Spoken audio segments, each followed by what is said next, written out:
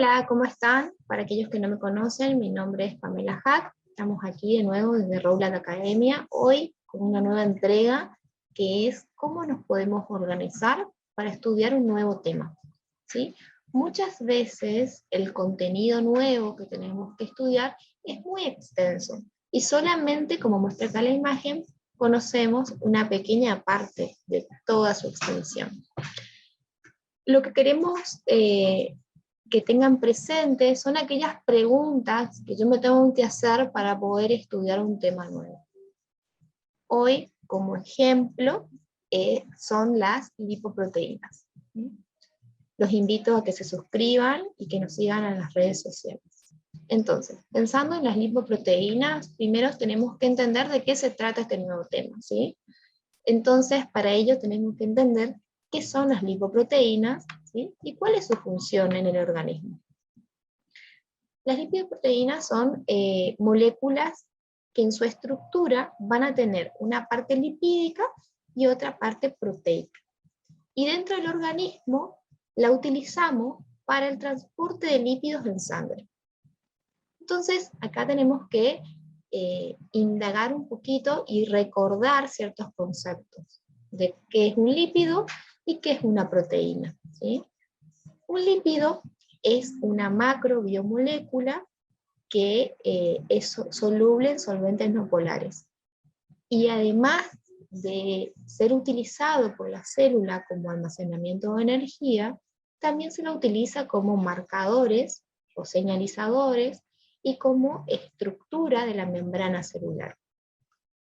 En el caso de las proteínas son macromoléculas que están formadas por una cadena lineal de secuencia de aminoácidos, y estos aminoácidos están determinados por nucleótidos, que corresponden a ciertos genes de las células. Una vez que entendimos de sus generalidades, podemos empezar a indagar un poco más sobre el tema. Y ahí es donde tenemos que preguntarnos cómo es su estructura. ¿Cómo es la estructura de una lipoproteína? Dentro de su estructura tenemos una parte central, como muestra acá la imagen, que está formada por triacilglicéridos y colesterol. A esta región central la llamamos core, ¿sí? Y por fuera vemos un manto externo o una capa externa que está formada por lípidos anfipáticos. Su región hidrofóbica se encuentra en contacto con la región central, que sería el core. Como vemos en esta definición, hay conceptos nuevos. Entonces tengo que buscar la definición de estos conceptos nuevos. ¿Qué es hidrofóbico o qué es anfipático? En el caso de hidrofóbico es un término que se utiliza para aquellas sustancias que son de apariencia repelidas por el agua. Y el ejemplo es el aceite, unas gotas de aceite en un vaso de agua. ¿Qué es ser anfipático? ¿Sí? Son aquellas moléculas que poseen en su estructura un extremo que es hidrofílico, es decir, que es soluble en agua, y otro extremo, ¿sí?, el cual no es soluble en agua, que es hidrofóbico. De esta manera pudimos entender cómo es su estructura. Ahora, ¿cómo las diferenciamos? ¿Cómo diferenciamos las lipoproteínas en sí? Nosotros vamos a utilizar una técnica que se llama lipidograma electroforético, es una técnica de laboratorio, donde se utiliza como muestra el suero del paciente con 12 horas de ayuno, ¿sí? Y a través de un paso de energía, estas lipoproteínas van a migrar de acuerdo a su tamaño. Como vemos acá, ¿sí?, tenemos, este es un lipidograma normal, donde vamos a ver el punto de siembra, la banda beta, la banda prebeta y la banda alfa. Todos estos que vemos a mano derecha son los fenotipos, que ahora más adelante vamos a entender de qué se trata. Entonces, para diferenciarlas utilizo el lipidograma electroforético. Es una técnica de laboratorio donde utilizamos el suero del paciente que haya hecho como mínimo 12 horas de ayuno. Ahora, ¿cómo las clasificamos? Esas se van a clasificar por su tamaño, ¿sí? Vamos a tener a los kilomicrones, ¿sí? Luego al VLDL, al IDL, LDL y el HDL. Y acá marcamos, ¿sí?, las diferencias que quizás de forma vulgar se las llama como colesterol bueno y colesterol malo, ¿sí? Nosotros dentro de la terminología que estudiamos y dentro de la bibliografía que utilizamos, no utilizamos esos términos, no decimos colesterol bueno o malo. Pero ustedes tienen que entender que a veces el paciente habla de esta manera y nos expresa de esta manera como estuvo anteriormente en algún laboratorio. Entonces, tenemos que saber diferenciar y codificar ese mensaje como colesterol bueno y colesterol malo, ¿sí? Se determina de forma vulgar el colesterol bueno al HDL, que es capaz de sacar el colesterol de las células. De esta manera la célula no queda con mucho contenido de colesterol y puede metabolizar nuevas lipoproteínas, ¿sí? En el caso de las que llamamos no HDL, que son la LDL, la IDL, la VLDL y los kilomicrones remanentes, son aquellos que cuando aumentan en cantidad no generan ciertas patologías, ¿sí? ¿Cómo es su composición? ¿Sí? Estructuralmente tienen todas lo mismo, ¿sí? Un core y un manto externo. Pero dentro de sus concentraciones vamos a ver que son muy diferentes entre sí. Fíjense, acá tenemos el kilomicrón, la VLDL, la LDL y la HDL. ¿Sí? Las densidades que tienen son muy distintas entre sí, ¿sí? El tamaño también. Y vemos cómo el porcentaje, o sea, la cantidad de proteínas, triglicéridos, fosfolípidos, colesterol libre y estratificado, son distintas entre sí, ¿sí? Eso es lo que se van a diferenciar, ¿sí? Eso es lo que va a dejar en evidencia la diferencia entre sí. Una vez que entendimos cuáles son sus diferencias, vamos a hablar de los fenotipos. Pero para entender de los fenotipos tenemos que entender el concepto de esta palabra, ¿sí? Fenotipo habla de ciertas características que son visibles en un individuo, ¿sí? Que son representadas luego de la interacción entre el genotipo y el medio en que el paciente se desarrolla, ¿sí? En el caso de las lipoproteínas se utiliza la palabra fenotipo, ya que vamos a ver cuáles son las características visibles en el suero del paciente de las lipoproteínas. Muchas veces son determinadas genéticamente, ¿sí? Y para eso utilizamos la clasificación de Fredrickson, que va a clasificar las concentraciones de lipoproteínas con las patologías relacionadas. Entonces, esta clasificación la divide en 5 fenotipos, donde el fenotipo 1, ¿sí?, es donde tenemos aumento de los kilomicrones. Entonces vamos a ver que el paciente tiene mucha concentración de triglicéridos, puede tener aumento de colesterol, ¿sí? Y el aspecto del suero de este paciente es de color cremoso, lechoso, ¿sí? Es de poca prevalencia, ¿sí? Hay un desperto en la función del LPL y la ApoC2. A este tipo de fenotipo la llamamos hiperquilomicronemia. En el fenotipo 2 la dividimos en 2A y 2B. La 2A es el aumento de LDL, donde vamos a tener aumento del colesterol, no de triglicéridos, de colesterol, ¿sí? El aspecto de este suero es claro, ¿sí?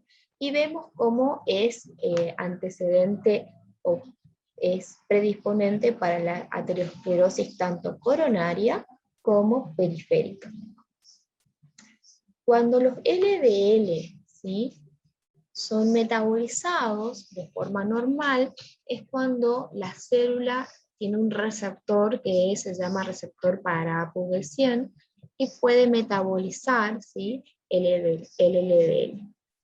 Cuando la célula se encuentra llena de colesterol, no expresa estos receptores. De esta manera, los LDL quedan en sangre.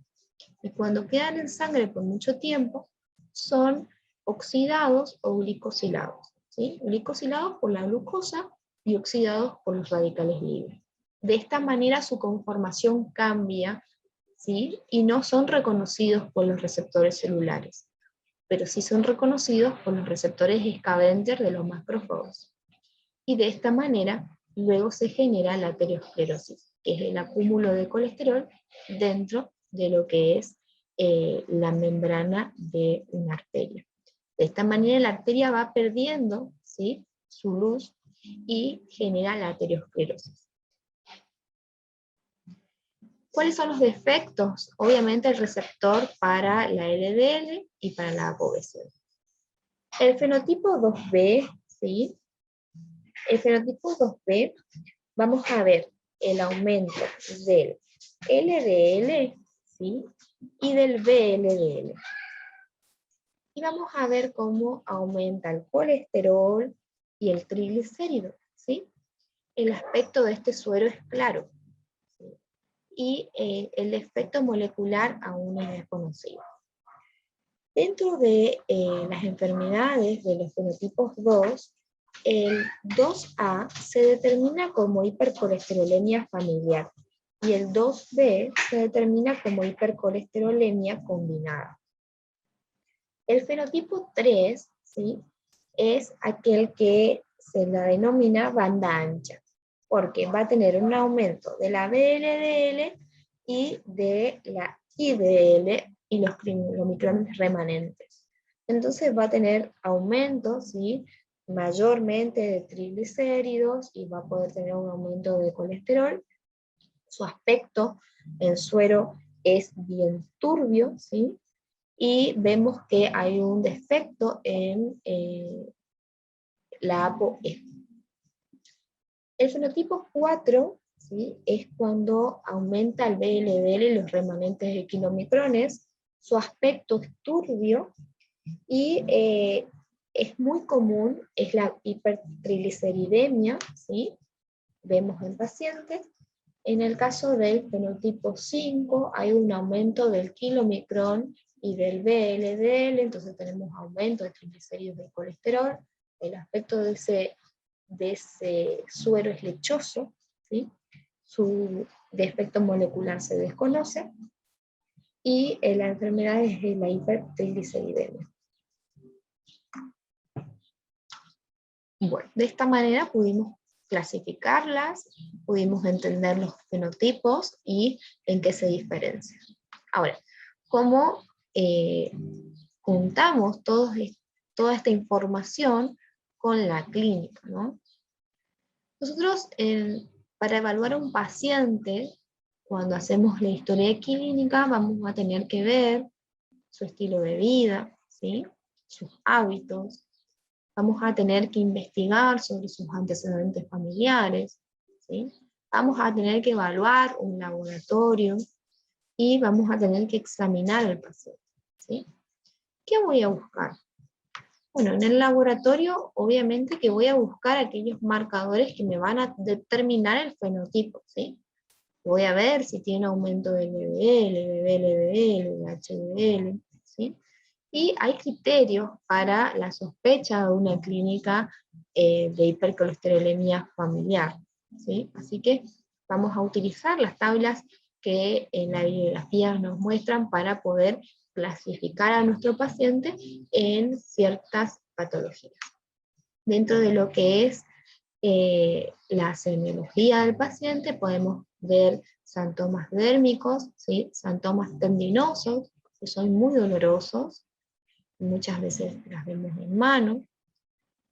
Podemos ver ante el asma, ¿sí? Que vemos el acúmulo de colesterol en el párpado, habrán visto algún amigo, algún abuelo, ¿sí? Algún tío, tía, que tiene como pequeñas plaquitas, ¿sí? De color blanco, de apariencia pareciera un granito, pero es más superficial, es de consistencia dura y es blanca, ¿sí? Quizás estos ejemplos son como más exagerados, ¿sí? Pero hay veces que el paciente tiene esta apariencia, como vemos acá, ¿sí? En esta foto, que pareciera poca cantidad, ¿sí? Esto habla de un exceso de colesterol en el suelo del paciente y ese colesterol se acumula, ¿sí? En este caso, alrededor de los párpados. Bueno, de esta manera queríamos que ustedes entiendan cómo tenemos que hacernos las preguntas para poder entender de forma más global todo un tema, ¿sí? Espero que nos sigan, ¿sí? En las redes sociales, suscríbanse, cualquier duda nos pueden contactar por el canal de YouTube o por las redes. Estamos siempre a disposición de ustedes y de aquellas cosas que necesiten para poder estudiar. Les mando un gran abrazo y espero que estén muy bien.